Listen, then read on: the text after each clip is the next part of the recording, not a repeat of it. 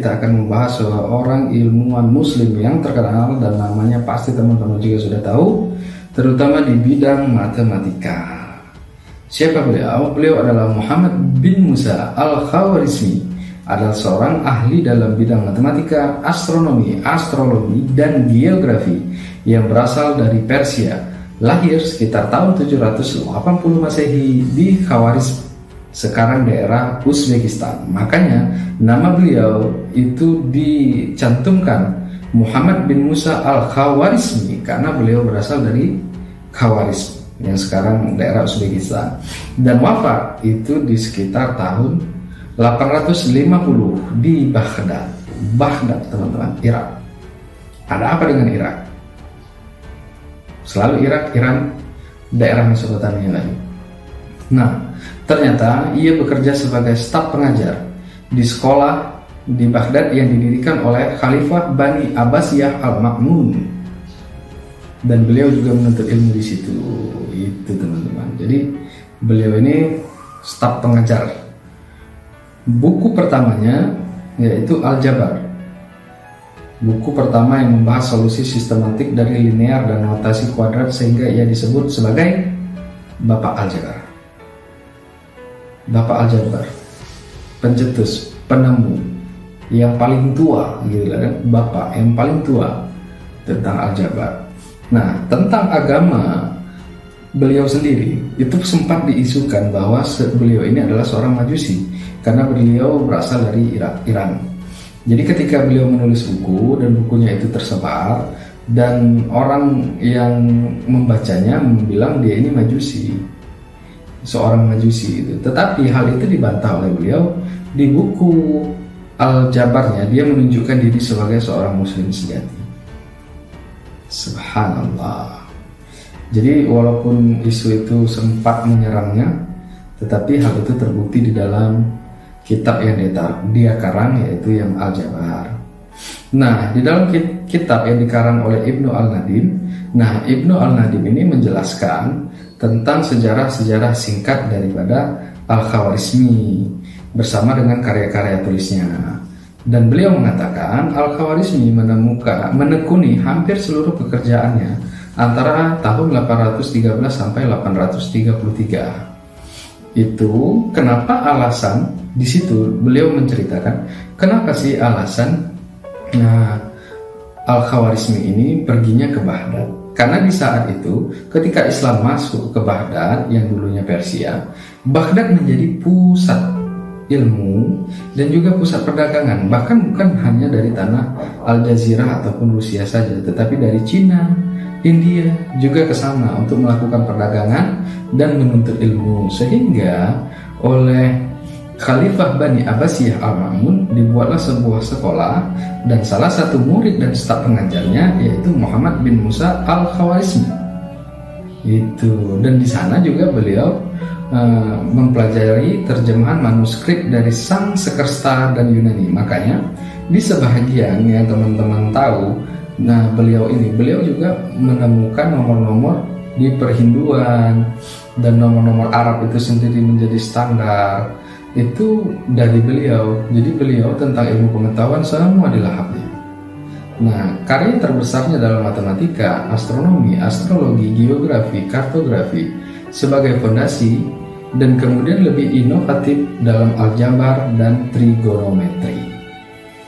Dan pada bidang lain yang dia tekuni, pendekatan logika dan sistematisnya dalam penyelesaian linier dan notasi kuadrat memberikan keakuratan dalam disiplin aljabar. Jujur teman-teman, dulu waktu sekolah saya kalau udah ketemu aljabar, algoritma itu ngantuknya bukan main itu. Kalau bisa keluar, cuman macam mana lah pula kan, harus pula kita belajar itu. Nah, beliau ini yang menemukan, beliau yang merumuskan. Alamak, subhanallah, tak macam mana itu ya. Tapi itulah, dan hasilnya ini beliau ini diakui, bahkan terkenal, dihormati, disegani oleh seluruh dunia. Hal itu dibuktikan penemuannya ini masih menjadi dasar dan diajarkan kepada seluruh pelajar-pelajar yang ada di dunia tentang ilmu matematika. Nah, Kitab yang merangkum perhitungan perlengkapan dan penyeimbangan adalah buku matematika yang ditulis pada tahun 830 Masehi. Kitab ini dirangkum definisi aljabar. Dan ini yang paling laris ibaratnya teman-teman. Kalau sekarang kita bilang paling laris, kalau zaman dulu yang paling banyak diterjemahkan ke dalam berbagai bahasa, baik bahasa Latin, bahasa apapun itulah. Bahasa Indonesia entah ada atau belum dulu ya, mungkin Melayu lah zaman dulu ya. Nah, dari selain itu, ini ada yang hal menarik. Kenapa beliau dibilang ahli matematika, ahli geografis, ahli astronomi, dan sebagainya. Nah, di bidang geografinya apa? Ini yang menarik teman-teman. Dia kemudian mengepalai konstruksi peta dunia untuk Khalifah Al-Ma'mun dan berpartisipasi dalam proyek menentukan tata letak di bumi bersama dengan 70 ahli geografi lain untuk membuat peta yang kemudian disebut Ketahuilah Dunia.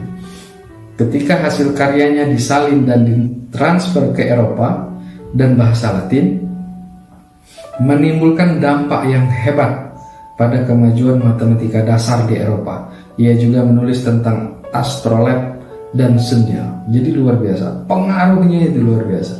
Dia bisa mewarnai dunia pada saat itu teman-teman. Wow, bisa mewarnai dunia. Dan teman-teman bayangkan bagaimana Islam di zaman dahulu disegani dan pusatnya ilmu pengetahuan dan informasi teman-teman. Tapi sayang ya, negara Irak dan Iran saat ini sudah begitulah. Dan perpustakaannya dulu sempat saya dengar dia perpustakaannya dibakar dan segala macam luar. Padahal ilmuwan-ilmuwan Muslim itu banyak berasal dari sana, banyak melahirkan ilmuwan-ilmuwan yang mewarnai dunia. Luar biasa. Yang mudah-mudahan kita bisa terinspirasi dan bisa menjadi seperti Al-Khawarizmi berikutnya, yang bisa menemukan sesuatu dan mewarnai dunia. Tapi hal kecil yang perlu kita lakukan adalah kita juga harus bisa mewarnai diri sendiri dengan menjadi rahmat bagi diri sendiri. Apa artinya rahmat bagi diri sendiri? Yaitu ya harus bahagia. Kita harus memastikan diri kita bahagia, dan kita akan membahagiakan keluarga kita dan orang sekeliling kita. Dengan itu juga kita bisa mewarnai dunia.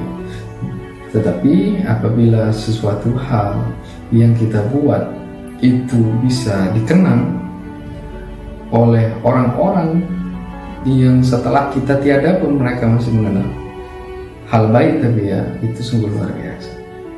Itulah sukses dunia menurut saya teman-teman. Baiklah teman-teman, mungkin sampai di sini video tentang Muhammad bin Musa Al-Khawarizmi ini. Bagi teman-teman yang ingin share tentang kisah hidupnya yang ada inspiratifnya, terus motivasinya, silahkan kirimkan ke email di bawah ini, di link deskripsi di bawah ini. Baik itu cerita teman-teman, sahabat maupun keluarga yang bisa membuat kita lebih semangat lagi, yang membuat kita lebih terinspirasi lagi, yang membuat kita untuk menjadi lebih baik lagi. Silahkan teman-teman kirim. Dan bagi teman-teman yang ingin diceritakan tentang sejarah ilmuwan-ilmuwan Muslim lainnya, silahkan komen di bawah. Dan bagi teman-teman yang ingin memberikan saran, silahkan juga komen di bawah. Saya mohon like, share, and subscribe. Dan saya akhiri dengan wabillahi taufiq wal hidayah. Assalamualaikum warahmatullahi wabarakatuh.